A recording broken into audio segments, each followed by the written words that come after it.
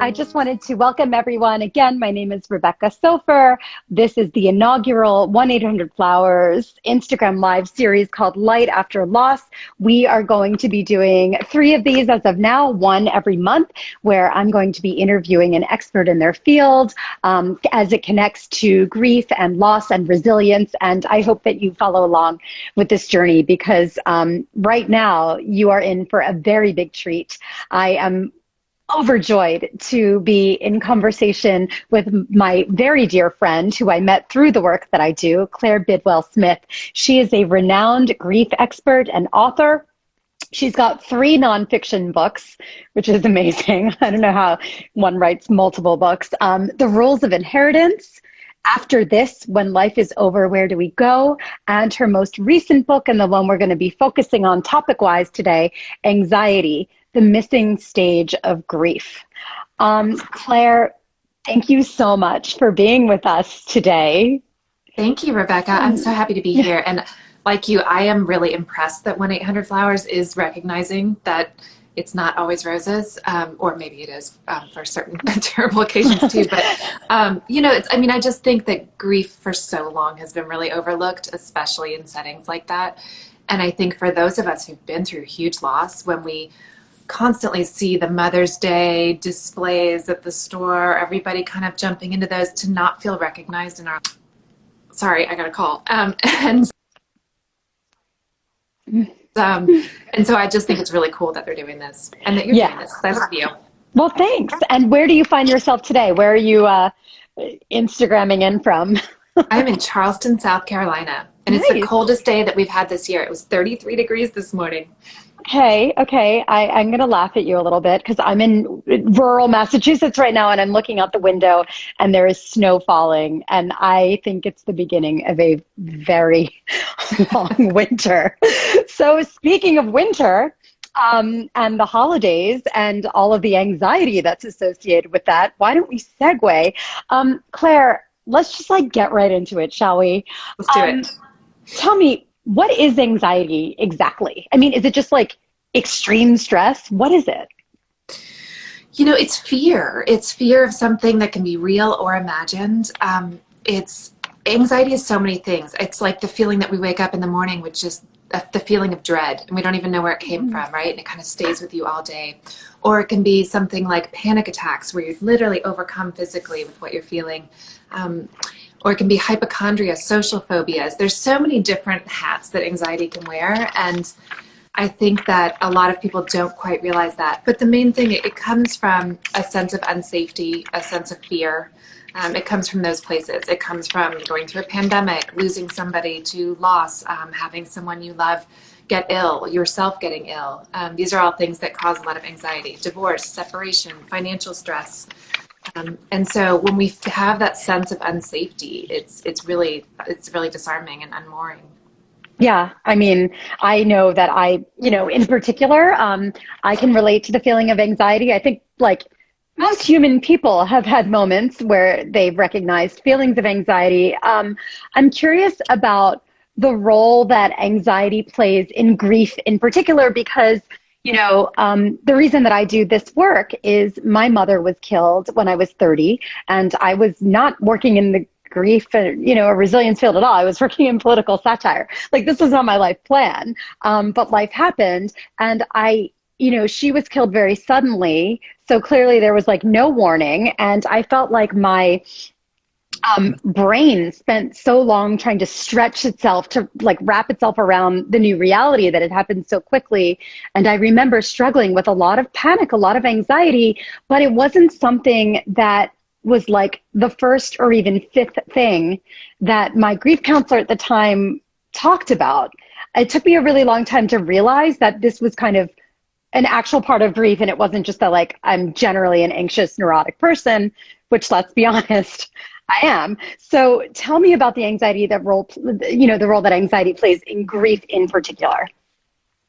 Yeah, I think for some reason anxiety was not recognized in the grief literature for a long time. And I had a similar experience. I lost my mom at 18 and started on my own journey of anxiety and panic attacks. And no one ever brought it up to me either. And I didn't connect the dots that it had to do with my mother's death and just kind of going through big loss at an early age. And it took me a long time. It was not until I was studying trauma and PTSD in college that I began to connect the dots and think, oh my gosh, maybe this has to do with going through the death of my mother. And so I think, you know, it's like that thing, like you were saying, you had this whole other life up until the moment that your mother died suddenly. And I'm sure in that other life, you had a much different sense of safety and a much different expectation of the world and a much different idea of how you were going to move forward and what life was going to look like. And then something happens, like your mom dies suddenly, and suddenly you're just in a whole new world. Everything looks different. Anything could happen at any moment. You've lost kind of that, just that sure footing that you had, that you can depend on anything or everything. And I think a lot of people have experienced that this year with the pandemic. For people who haven't been through big loss or trauma or anything really big, the pandemic kind of coming out of nowhere, we didn't see it at all coming. No one saw this coming. And so I think to have our world upended, you know, 2020 was going to be this great year. Yay, 2020. And then now it's 2020. Yeah. Now it's like, is it 2021 yet? Yes. And it is, the good news is that it is almost 2021. And then I think the reality is that the last stretch of the year is rife with all of these triggered holidays that we have to get through before we reach January 2nd, which is really 2021. So it's like, we just went through Thanksgiving. Then it was like Black Friday, which, you know, isn't an actual holiday, but it's it's the day when you're reminded by every single retailer and like places like Jiffy Lube that, you know, don't forget that special person on your list and, you know, buy for everybody. And it's, you know, we have to get through all of this like twinkling lights and do it in isolation and do it, you know, with missing people, be it through death, loss, or divorce, or any estrangement, anything, illness. And that's a tough, like, that's a really tall order for us. Like, that's like one really big last final hurdle before getting to the new year. So, you know, I'm just curious, you know, on top of that, the days are dark. I mean, I'm right now in Western Massachusetts. I think it gets dark at like 3 o'clock here and it stays that way for a really long time. You know, how in particular can anxiety become more acute during the holiday season? And you just did a really beautiful job of explaining, like, you know, why anxiety is factored into grief in the first place. But in particular, this holiday season, which is just the weirdest one on record. Absolutely. I mean, I think you kind of brought it up earlier. It's that constant bombardment this time of year, right? We go from Thanksgiving into the December holidays into the new year, and it's just kind of nonstop. All the expectations, gift giving, family gatherings, rituals. When you're going through a pandemic or you're going through a big loss, those things are really difficult, and each single one triggers a lot of pain, anxiety, sadness. And so we can't really catch our breath during this kind of 6-week marathon of holidays. And when you can't catch your breath, you can't do the things that help with anxiety, right? Which is doing grounding activities, taking time for yourself, resting enough, eating well, exercising, you know, like all of that is out the window right now. And those are all the kinds of things that help with anxiety.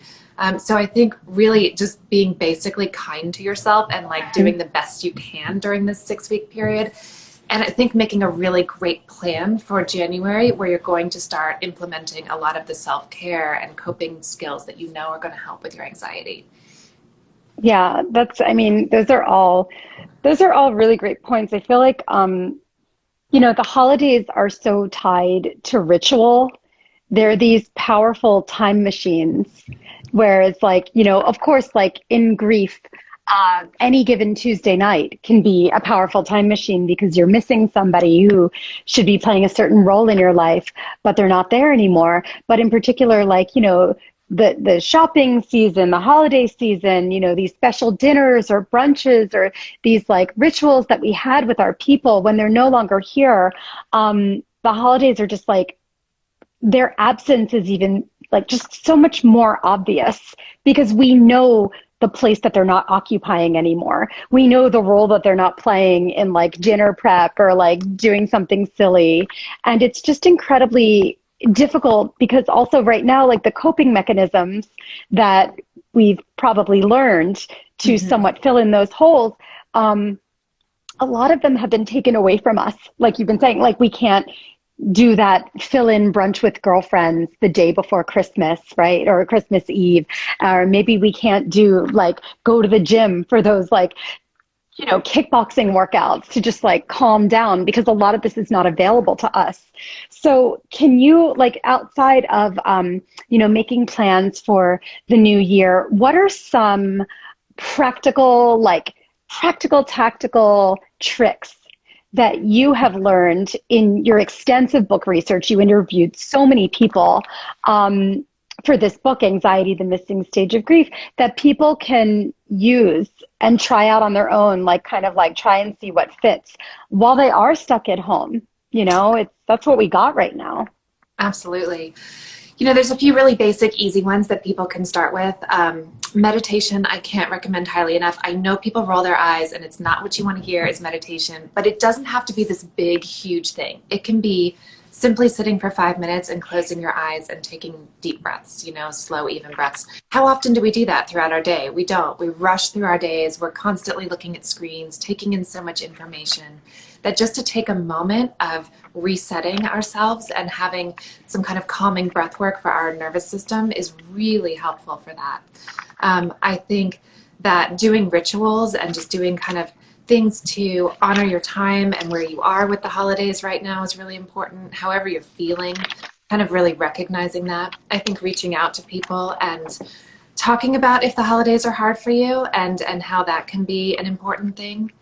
I think that there are so many great techniques with anxiety that are just simple. You can search them up. I have tons in the book, but even just breath work, again, like mindfulness.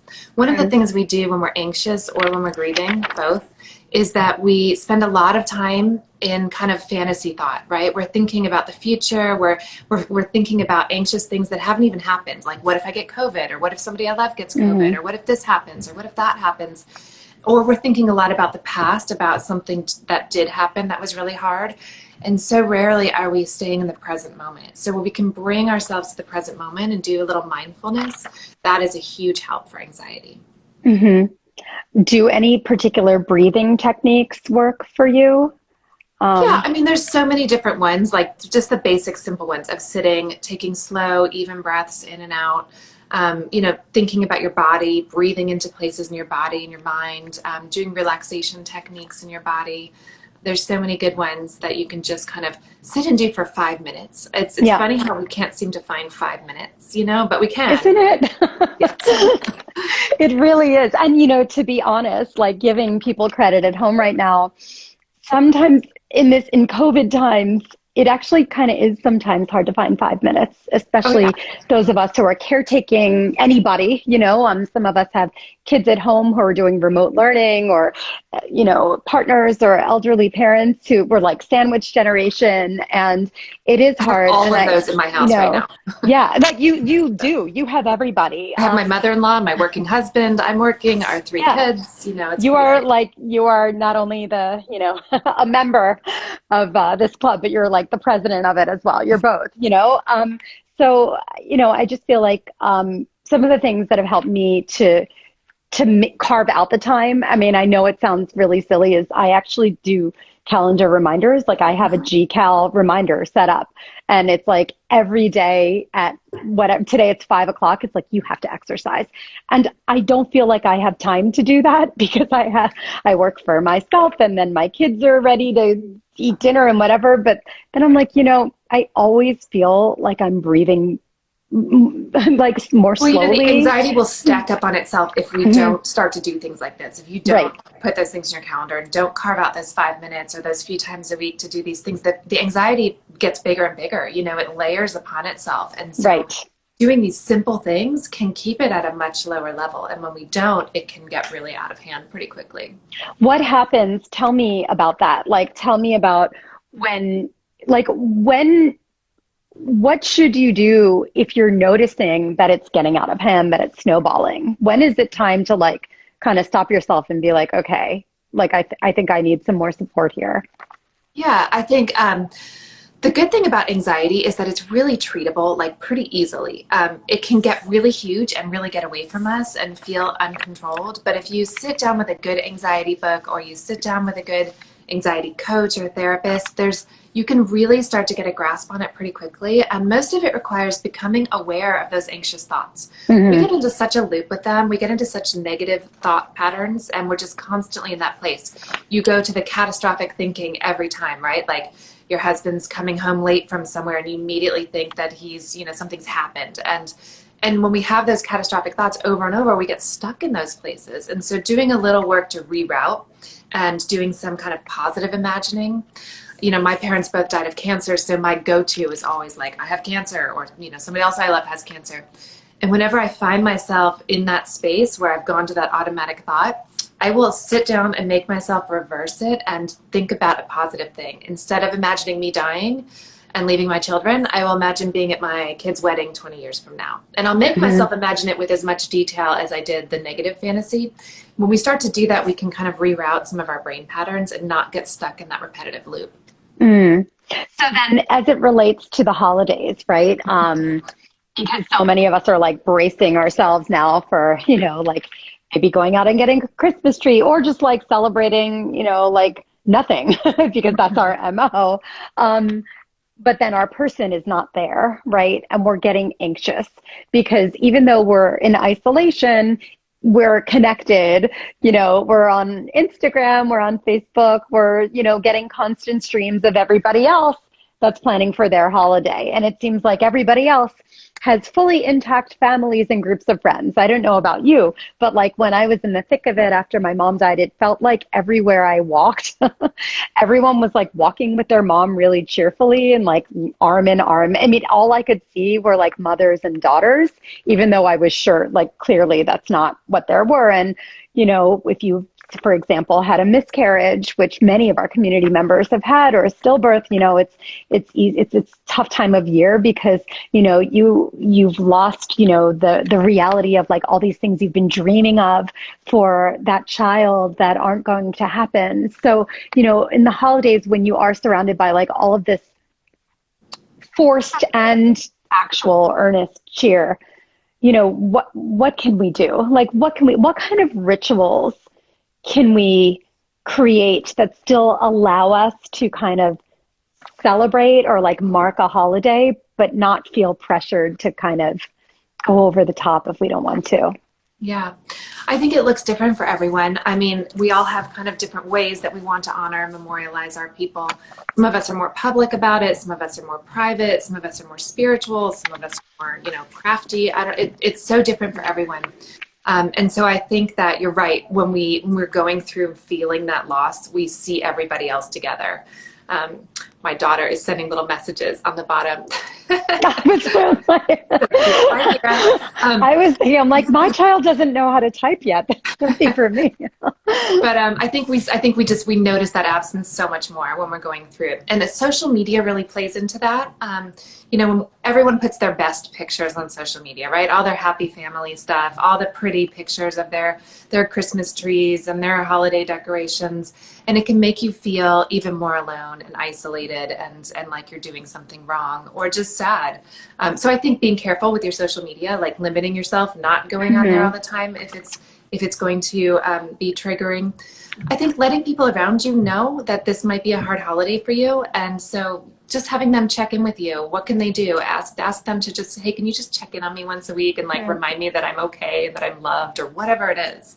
Or that it's really like, ask for that. Okay, it's okay to not be okay. Like it's okay if you're a mess. Yeah, it's okay. You don't have to have this perfect holiday. I mean, I was talking to somebody just recently today who's going through her first year of loss without her mom, and it's her first holiday season, and there's just no way that it's going to be okay. It's just not going to be a good holiday season this year. There might be moments that are okay, there might be moments that are great, but overall it's going to be really hard. And I think letting that be okay is important. I think deciding what feels good to you in terms of ritual and memorial. If you have a spiritual or religious framework or affiliation to reach out to, I think that's great. I think that reaching out to grief support places. Modern Loss that you run is amazing. There's so much there. I recommend it to so many of my clients. Go there and just read other people's stories. Don't feel so alone. You're not alone in this, Yeah, you're not. And so making just kind of that reminder, and then doing things that honor the person. I do really simple things to feel connected to my parents. I'll just cook something my mom liked to cook. I'll put up an extra picture of her. I'll tell a story to my daughters about them. And just those little things make them feel more present in my life. Yeah, you are really good. I know for a fact because you do post about, holidays your mom loved. St. Patrick's Day, I think you always bake a green cake or something, which is very impressive. And, it really does connect you. And in terms of anxiety, I do find that the act of baking or cooking or forcing myself to focus on a project, even if it's a little micro project, really does quell the anxiety, because focus manages to, block out the rest of the world. So, I think that's a really good tip. And I just want to let everybody know that if you want to put your questions for Claire in here, I'm keeping an eye on the stream. Please just throw them out. I'm looking at the stream and we'll get to them in a couple of minutes. I was wondering, when is it a good time to contact a mental health professional if your anxiety, at what point do you feel reaching out to somebody might be a good idea, and what is the best way to find somebody? I think it's always a good idea if you even have the question, should I reach out? Then probably yes, and it's never a bad idea. Nothing bad's going to happen. It's going to be, most likely very beneficial. So I think you should always feel free to reach out to someone. There are lots of ways. Just simple internet searches, looking for anxiety therapist in my area, grief therapist in my area. Psychology Today has great resources. And then even places like Modern Loss, the Dinner Party, all these different organizations, they often have a lot of great resources too. The Instagram is full of the grief and loss world, which is amazing. Yeah. So just going through some of those places and seeing what people recommend. There's really more than you think, and I think just simple searches for it. I really recommend, if you're experiencing anxiety, looking for someone who's skilled in that area, or if you've just gone through a loss, to really find someone who specializes in loss, or to find a group that's around your kind of loss, loss of a spouse or loss of a child or loss of a partner, because they're so particular. Yeah. And there are so many, like you mentioned, especially, let's be honest, it's not so easy to just go to a physical, group therapy right now. We're still in the middle of a pandemic. Everything is online. Exactly. And so a lot of these grief groups you mentioned, they are online, and therapists are doing Zoom sessions all the time. I've been on Zoom all day with client. I know you're probably doing a therapy session on the side right now because you're in such demand.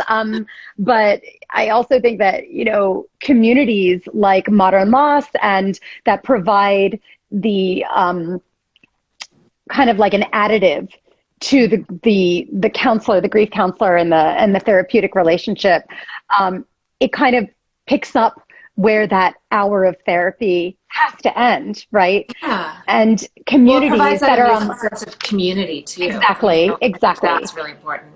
And it provides a sense of community even if you don't say anything. So you can be a part of a closed, peer-to-peer Facebook group, or on a publication, or in circles, or on these Instagram lives, and there's no pressure on you to speak up. You don't have to feel pressured to speak, but you still get the ability to learn from other points of view and, get a sense of what other cultures do and what other genders and, different, forms of thought do. And I find that, that the digital connection, as much as everybody says that the internet is going to bring us all down, and it very well might, I don't think that that's the case when it comes to experiences like this. When it comes to getting help, I really don't. If you find the right place, it can be very powerful just to be reminded like you said, that you are not alone. And just that reminder, that knowledge that you're not alone, because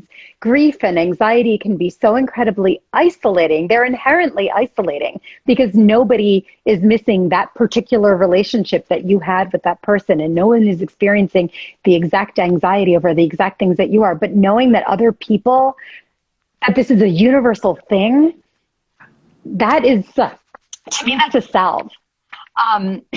I'm curious, you mentioned an idea about providing support, because I think that there are a lot of people who, have people they care about, and they know that these people are in pain. They know that they've lost somebody or they're going through a really adverse time, and they want to be helpful during the holidays, but they're also tied up with their own family and their own work and everything. So beyond, checking in and saying, "Are you okay?" which actually is a really powerful question to ask when it's asked in earnest.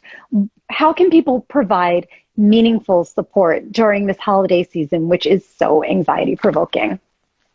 I think it's much simpler than people think. I think people often, they put off checking in or doing something for someone who needs support because they feel like they need to do something big or something like really meaningful. And often there's not that much you can do other than just show up and be present and let them know that you're thinking about them and ask them if they're okay. You don't need to have any answers. You just need to hold space for them. Send them a note, send them a gift, send them flowers. Just say, "Hey, I'm thinking about you." Like whatever it is that you want to say in that regard, because it means so much. You know this, you've been through it. I always remind people too that, everybody, there's this big swirl around people when they first go through loss. And then in the 3 to 6 month mark, that's often some of the hardest period of grieving. And everyone has fallen off at that point. No one's, showing up at the casserole. Right. No casseroles.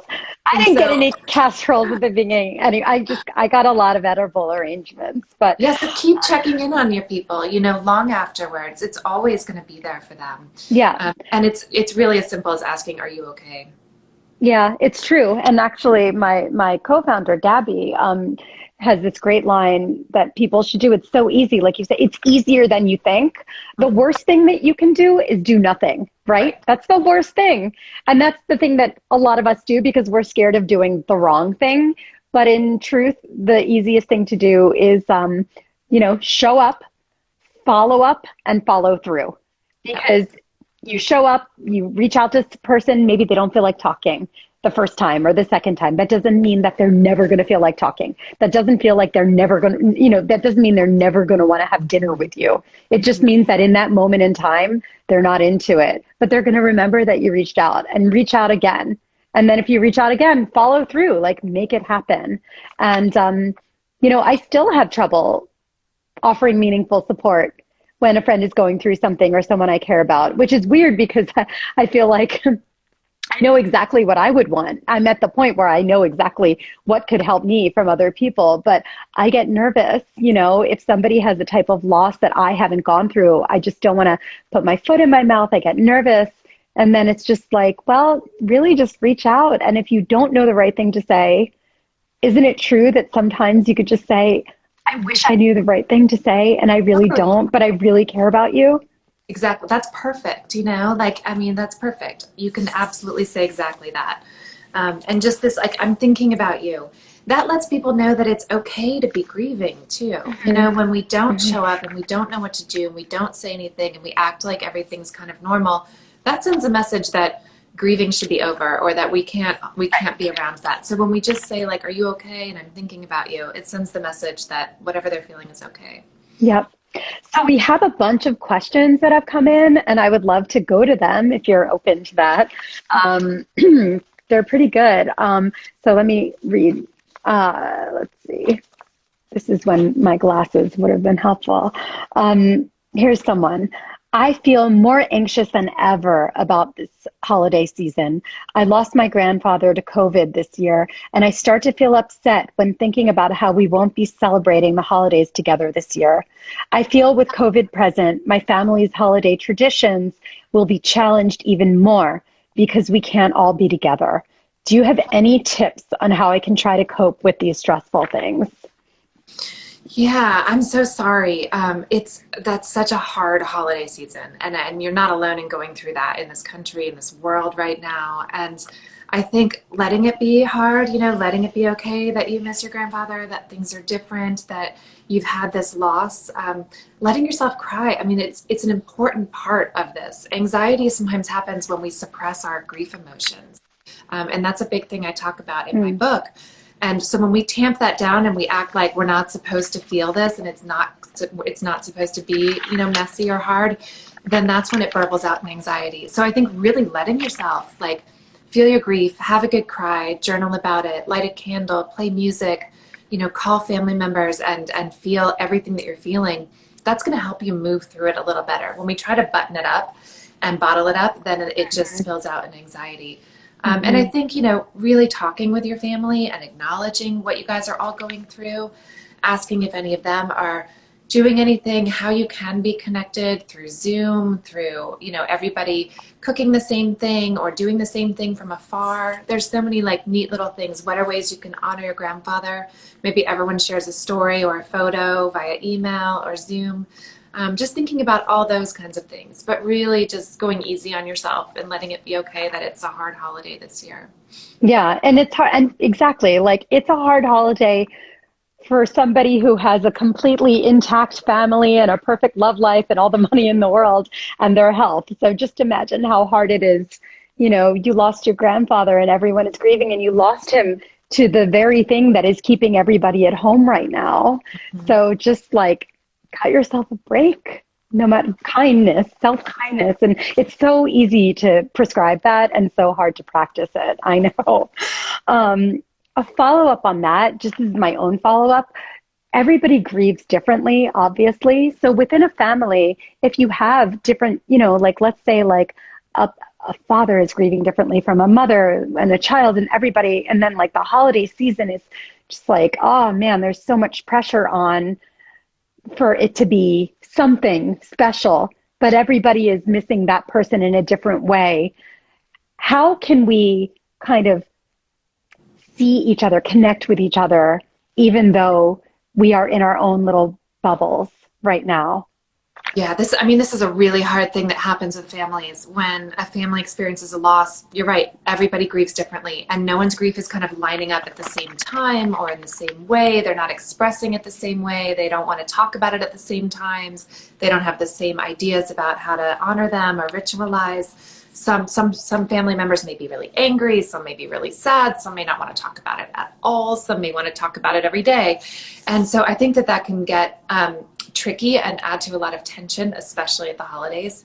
So I really recommend finding outside sources for your grief so that you're not putting that dependency and pressure on your family to kind of fill your grief needs. Showing up to events like this where you can hear tips and talk about grief and feel not alone.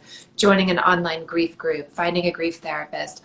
All of these things can be such a great outlet, and so that when you do go back into your family system, you're kind of fine with whatever they're doing because you've got this solid source of support around you. And I think that can really help. Thank you, Claire. That's a terrific answer.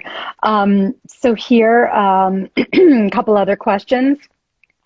I tend to feel a case of the holiday blues every year when the weather starts to be colder and there is less sunlight, especially in New York. Did I write this question? I did not write this question, but this could be me.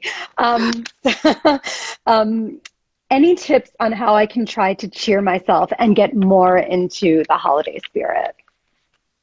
Oh man, I would watch cheesy Hallmark holiday movies. I would just totally dive into that. Yeah. I would make holiday festive foods and decorations and kind of follow some of that stuff online. There's so many fun ideas, and I think it can cheer you up.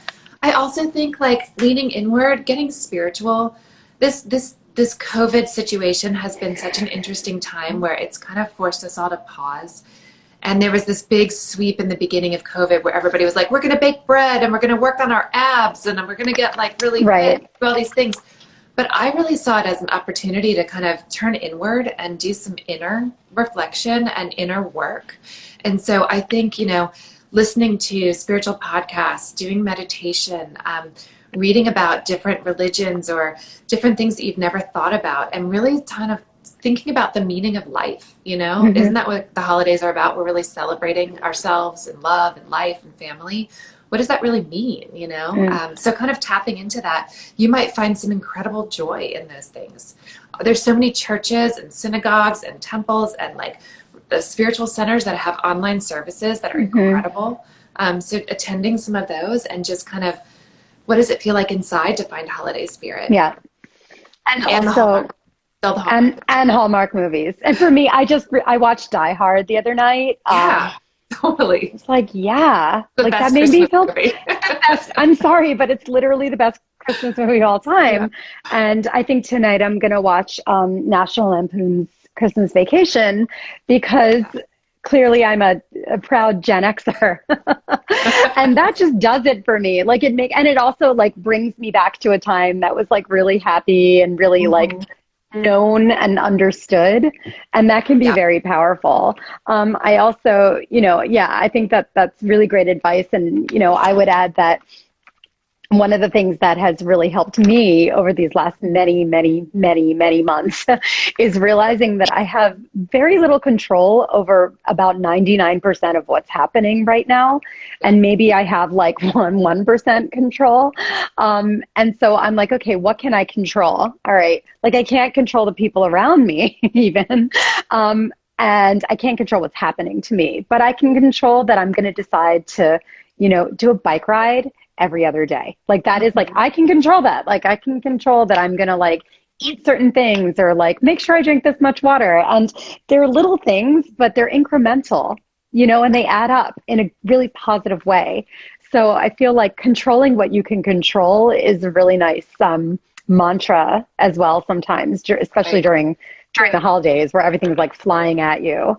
Okay, we have a few more questions. Let's see. Coming in from here. I'm looking over here because I'm looking at the stream. I'm putting you on the spot here. Do grief counselors also manage anxiety? Like, are you a human person, Claire? I am. I mean, I had my first panic attack at 18 right after my mom died. It's what got me into this whole field. And, anxiety is interesting. I think, I will always veer anxious. So, I just kind of lean in that's the space I go. It's not the direction my husband goes. He's like very pragmatic. He's always like, why would you even think that like would happen or something? But I lean that way. But what I've discovered is so many tips and tools and just ways of working with my anxiety where it will happen. That will be my first thought is something catastrophic. And then immediately I'll just pivot. And 10 years ago, 15 years ago, I would have had that kind of thought and it would have spiraled me into a whole day of anxiety or anxious behavior or, just kind of various things, more panic attacks. And now I can have the same exact anxious thought that I had 15 years ago and have zero reaction to it. So I think, and that's helped me really actually work with clients and understand anxiety. I think you wouldn't want to work with someone who didn't know what it really felt like to be anxious or what it really felt like to grieve. That's what makes a great therapist is somebody who's been through their own stuff and learned how to work on it. Yep. That's a very good point. And I think it is really powerful place when you finally get to a place where you can have a thought and you can kind of regard it from outside. Like you can like examine it and be like, I know that that's like a creepy anxiety thought and like like that would send me into a spiral, and I'm just going to look at it from all sides and like step out of it. And it's not easy to get to that place, but when you do, it's just like you realize that you can manage it, all right, so we got a couple more. Let's see. Do you have any tips for someone spending their first holiday season without any family and this person's mother has passed away? I saw that comment. I do have tips for that. I've done it myself, and, speaking of Bruce Willis, I actually remember one of my first holidays without my family. I ended up like at a neighbor's house watching Die Hard on Christmas. And there was some funny relief in not doing the usual things, It was heartbreaking, I feel like, leading up to those first holidays without family. And then once you're actually in it, there's some weird freedom in having a completely different holiday than you would have had with your family. And I think, recognizing that anxiety as you lead up to it, embracing it, letting yourself grieve and cry, finding strange positives in like whatever it is that you get to do, you know, going for a run on the beach if you're in California and like enjoying that beautiful day, whereas you might have been stressing out with your family and doing, you know, your weird family traditions. There's this kind of funny freedom that can come with it.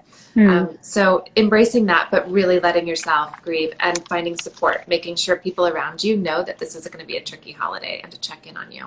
Yeah. I mean, oh man, I just want to hug everybody right now. Don't you? I'm like, want to jump through the screen and just make it all better. Here's another one that came in. How can you take a negative thought and spin it positive? Now that's magic. Yeah, I think you can kind of do opposite work on them, you know, so if your negative thought, like mine is like constantly dying of cancer, you know, doing the opposite, imagining myself living for a really long time. I think that just taking those thoughts on a regular basis, you know, we have a thought, that person doesn't like me, turning it into a thought of like, I bet they're having a hard day, you know, whatever it is, that's kind of a different spin on it. And sometimes we have to fake it till you make it. Like we sometimes really invest in these negative thoughts. We feel very invested in it. I'm sure they don't like me. I'm sure that weird pain in my side is cancer. And just, you know, pivoting and really going with this positive take on it. And just, even if you don't feel it as strongly as you did, just keep going with it and keep pushing yourself into it. Eventually, fake it till you make it. It starts to become a more positive experience and a more positive habit. Fake it till you make it is like my MO in life for everything. So I loved that answer. So yeah, I mean, Claire, I think we're going to just start wrapping up. We've had a bunch of questions. We've got a bunch of really great feedback here. And I am just, you know, so grateful that you have given us this time. I know for a fact that you're busy. This is a big year for stress and grief. And, you know, I want to thank you for the work that you're doing in the world, the work of empathy and healing. I think, again, if there were ever a year that needed it's this year. And my hope is that next year is going to be a little bit easier, at least on all of us, and that when we come together for another chat next December, that at least it won't be in isolation, and that we are able to regain some of these coping mechanisms that we had been leaning on, but also that we're able to touch upon the ones that we developed this year, because, you know, necessity breeds creativity, right? Like you just need to get creative now. And I always like to look at, you know, the good, you know, the possibilities, which are that being alone at home, we might actually come up with some rituals that we stick with year after year, because they end up being kind of meaningful and work really well. And so I'm really grateful to you. I'm really grateful to 1-800-Flowers for investing the time and energy and resources in this really meaningful and very necessary conversation at the onset of the onslaught of the holidays. And again, this is the first in their inaugural Instagram Live series, Light After Loss.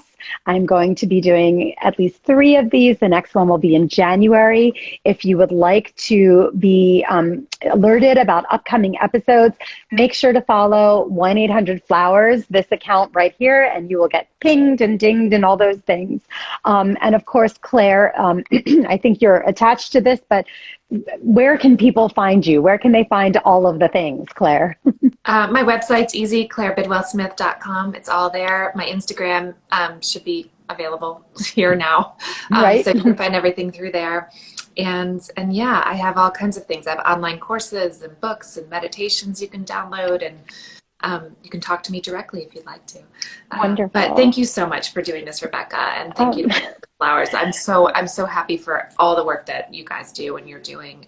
You are a light in the world. I love talking with you. Thank you. I feel the same way. And for anybody who wants to connect with Modern Loss, we are modernloss.com, at Modern Loss on all the things. And we actually do have a member community that you can join. If you follow us, you'll get all the information. So I wish everybody a peaceful, a healthy holiday season, one that is full of creativity and very unexpected meaning. So thank you so much for joining us, and enjoy your afternoon. And until soon, bye, Claire. Bye. Thank you so much. Bye, everybody. Thanks for being here.